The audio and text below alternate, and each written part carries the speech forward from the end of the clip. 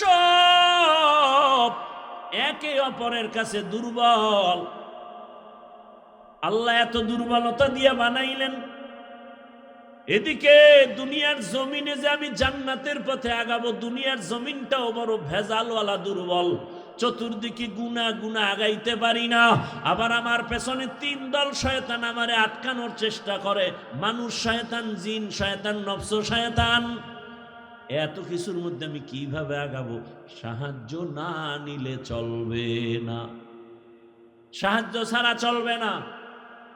এখন ফাইনাল হয়ে গেল সাহায্য লাগবেই, এ কথা আমরা ফাইনাল, ঠিক নাকি? আপনি পারবেন সাহায্য ছাড়া? আপনার টাকা আছে কোটি কোটি, কিন্তু মাছওয়ালার কাছে টাকা না দিলে ঘরে মাছ আসবে না।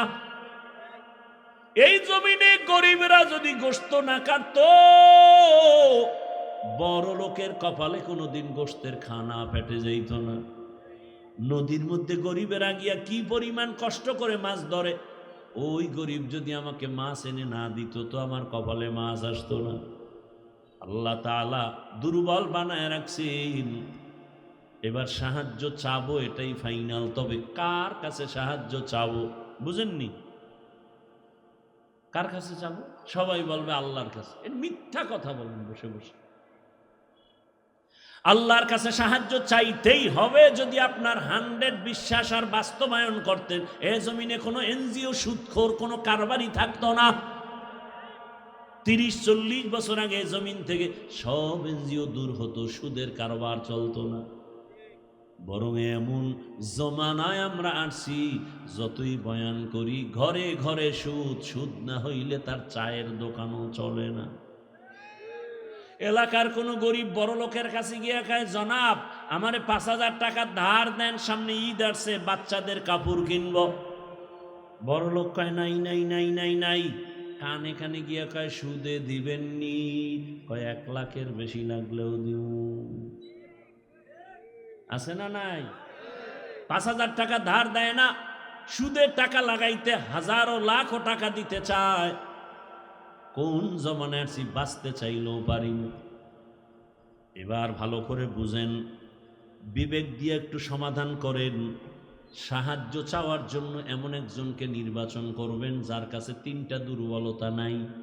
তার কাছে চাইবেন, কসম আল্লাহ, চাওয়া মাত্রই পাবেন। তবে 3 দুর্বলতা তার মধ্যে থাকলে পাবেন না, আর না থাকলে চাইলেই পাবেন। 1 নাম্বার দুর্বলতা, যার স্বার্থ নাই। 2 নাম্বার দুর্বলতা, যার পিছনে টান নাই। 3 নাম্বার দুর্বলতা, যার অভাব নাই। এবার খেয়াল করেন, এই 3টা দুর্বলতা নাই এমন কোন মানুষ আসেনি? ভালো করে খেয়াল করেন, দুনিয়াতে একজন মানুষও পাবেন না যার পেছনে টান নাই। আমি যতই আগাইতে চাই, আমার বউ কয়ে দাও, স্ত্রী কয়ে দাও, মাইয়া বলা কয়ে দাও, মায়ে কয়ে দাও, বাবায় কয়ে দাও, যত সামনে আগাতে চাই পিছনে টানে। বুঝেননি কথা? ভাইরা আমার, তাহলে দুনিয়াতে এমন একজন মানুষ নাই যার পেছনে টান নাই। 2 নাম্বার দুর্বলতা, যার কোনো অভাব নাই। দুনিয়াতে এমন একজন মানুষের ঠিকানা দেন যার অভাব নাই। একজনে কাঙ্গ পীর সাহেবদের কোনো অভাব নেই। দুনিয়াতে কে অভাবী না? যার যত টাকা তার অভাব তত বড়।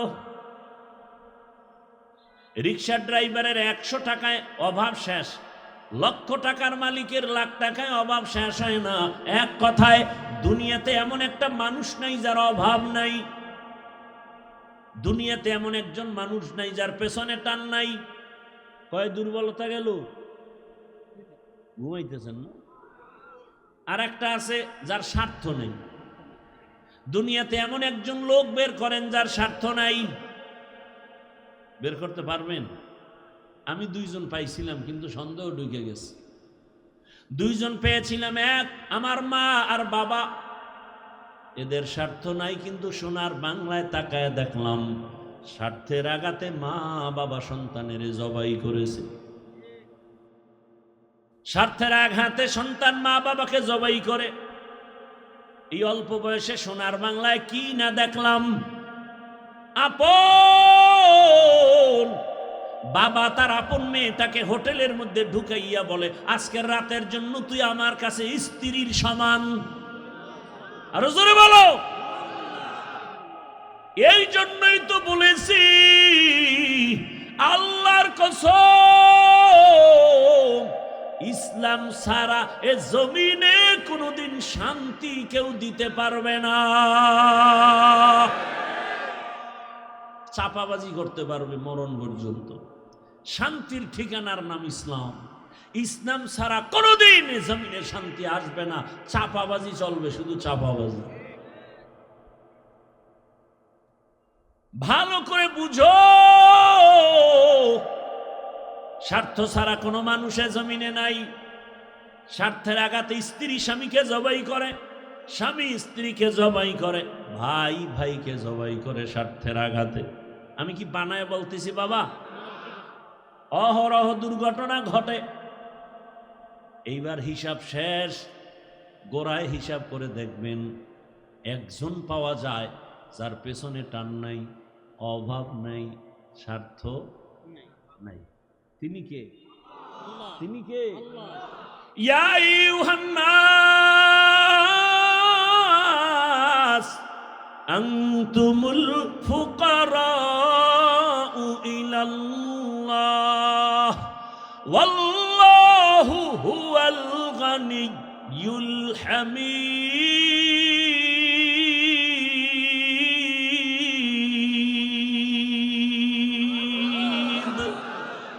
गर तवक्कुल मीकुनी हर सुबह शाम मीरसानत रिस्क तू अज़लाम का। স্বার্থ নাই। আল্লাহ কয়, দুনিয়ার মানুষ তোরা সবাই ফকির, আমি আল্লাহ একা ধনী, তবে আমি শুধু ধনী না, আমি প্রশংসিত ধনী। দুনিয়ার ধনীদের বদনাম আছে না নাই? 5 টাকা দিয়া 50 টাকার এহসান জিতায়, খোটা দেয়, খোটা। অমুকে তা আমার টাকায় চলে। আল্লাহ কয়, আমি এহসান করি কিন্তু এর বিষয় কোনো খোটা দেই না। বরং আমি আল্লাহ এমন কোন রাত নাই আমি আমার বান্দাকে দেওয়ার জন্য দরজা খুলি না। অতিও গভীর হয় রজনী যখন, নীরবে প্রভুর নাম জপিও তখন। প্রভুর করুণা যদি পাইবারে চাও, গভীর রাতে উঠে প্রভুর গুণগান গাও। ও আমার যুবক বাবারা, আমার আল্লাহ প্রতি রাত প্রথম আসমানে আসেন নেওয়ার জন্য না দেওয়ার জন্য? বলেন বলেন। কাকে দিবেন? বান্দাকে। বান্দাকে দেওয়ার জন্য আসেন। কখন আসেন?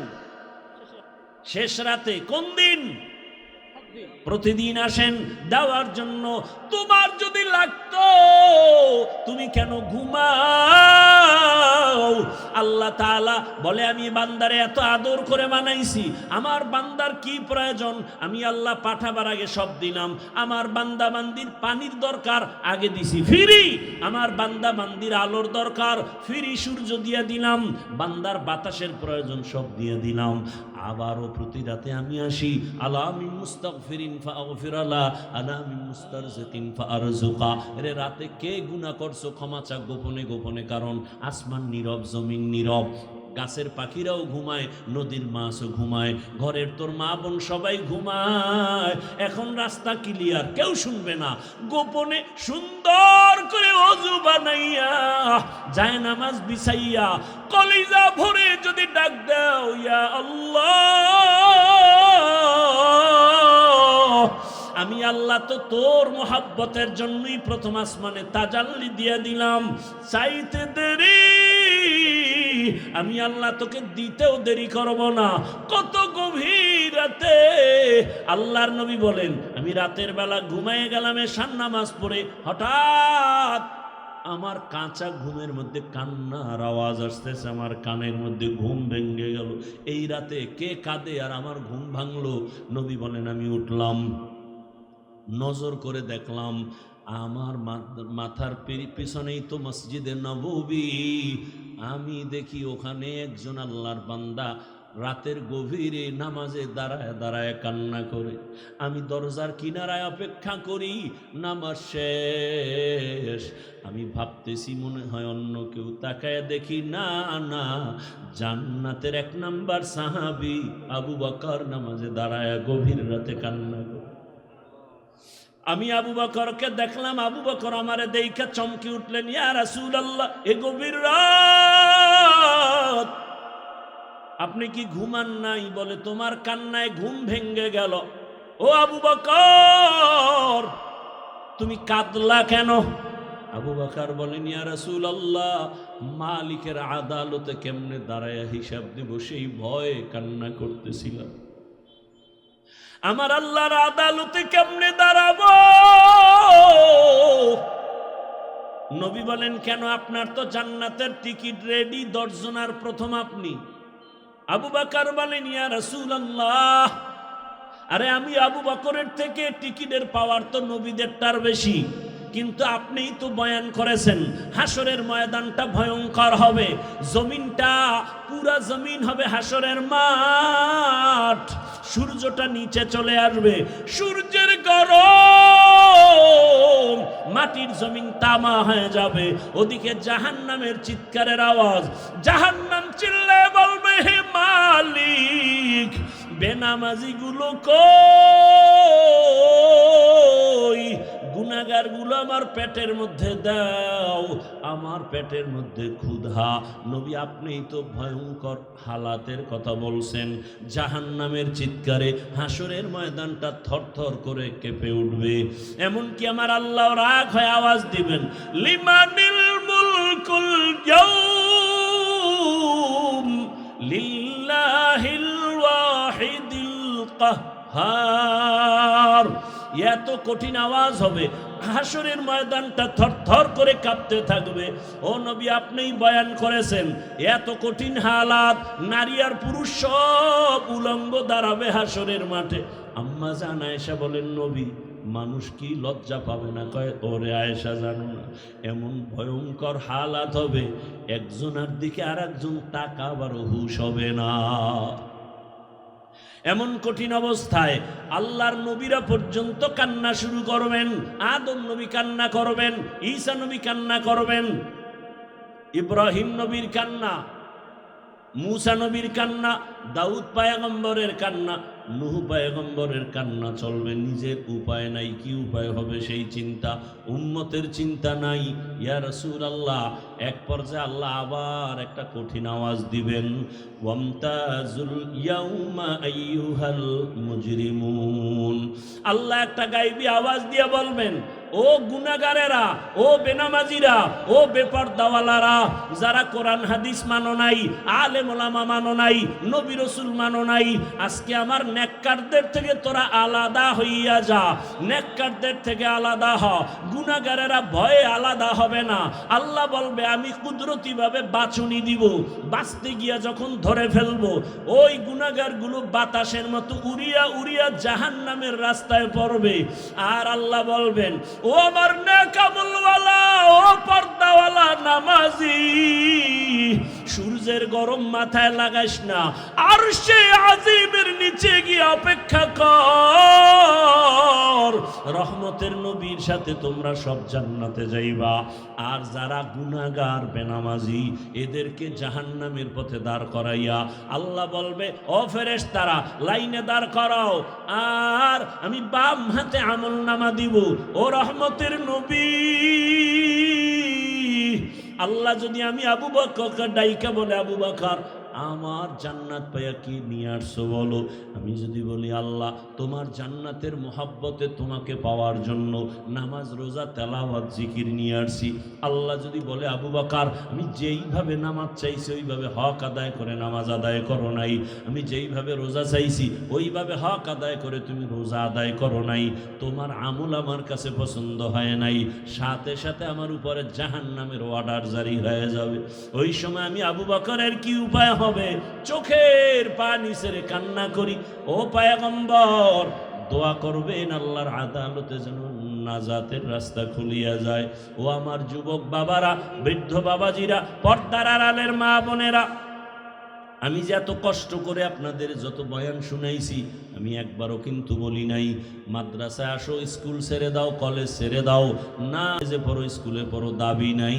তুমি ডাক্তার হও, ইঞ্জিনিয়ার হও, প্রফেসর হও, এসপি হও, ডিসি হও, এমপি মন্ত্রী যাই হও না কেন, অনুরোধ করি বাবা, তোমার মতো কত যুবক স্কুল কলেজে ভরিয়েও নামাজ ছাড়ে না, দাড়ি কাটে না। নিজের বিবেকটাকে জিজ্ঞাসা করো, তোমার কপাল কেন খারাপ, তুমি পারো না কেন? তোমার মতো কত যুবক রাস্তায় গাড়ি চালায়, 5 বেলার নামাজ পড়ে নাই, বলো তুমি কেন পারবা না? তোমার মতো যুবক র্যাব, আর্মি, পুলিশ, বিডিআর এর চাকরি করে নামাজ পড়ে, তুমি কেন পারো না? তোমার মতো যুবক তাকায় দেখো, নদীর মধ্যে মাছ ধরে নামাজ পড়ে, কৃষি কাজ করে নামাজ পড়ে। নিজেকে জিজ্ঞাসা করো, তোমার কপালে কার বরদোয়া লাগছে? মা বাবার, নাকি শিক্ষকের, নাকি ওলামায়ে কেরামের?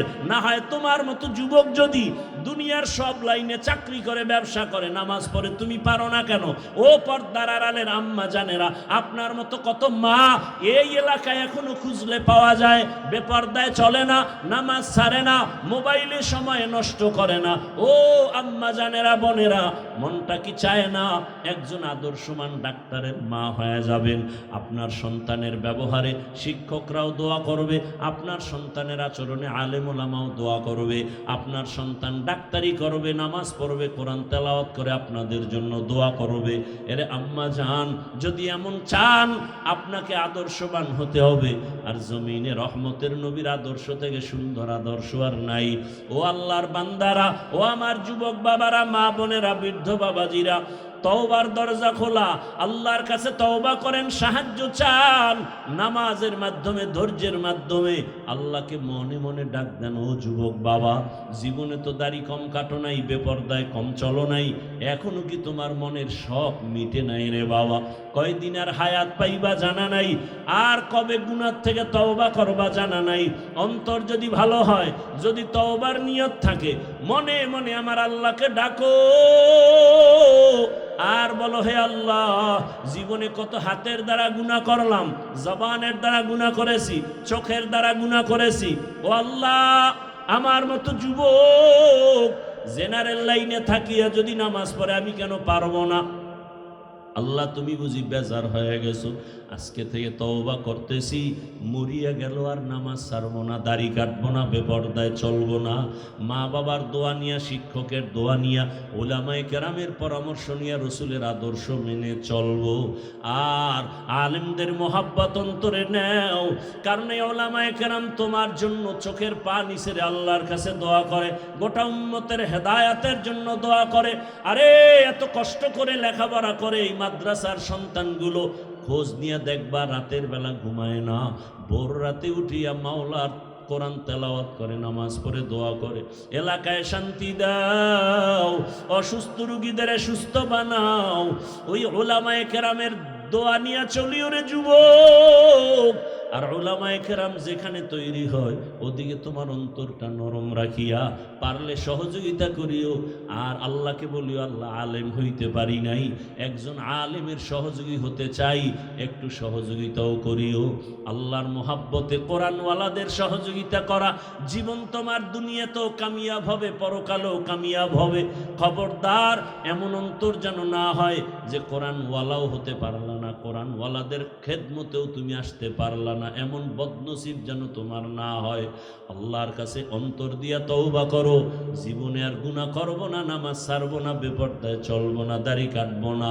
তওবা করার মতো যদি অন্তর তৈরি হয়, মুনাফিকি না থাকে, খাঁটি তওবার নিয়তে দুটো হাত আল্লাহকে দেখায়া দাও। আয় আল্লাহ, হাতগুলো কবুল করে নেন, তওবা কবুল করে নেন, তওবার উপরে মজবুত হইয়া চলার তৌফিক দান করেন, আমিন।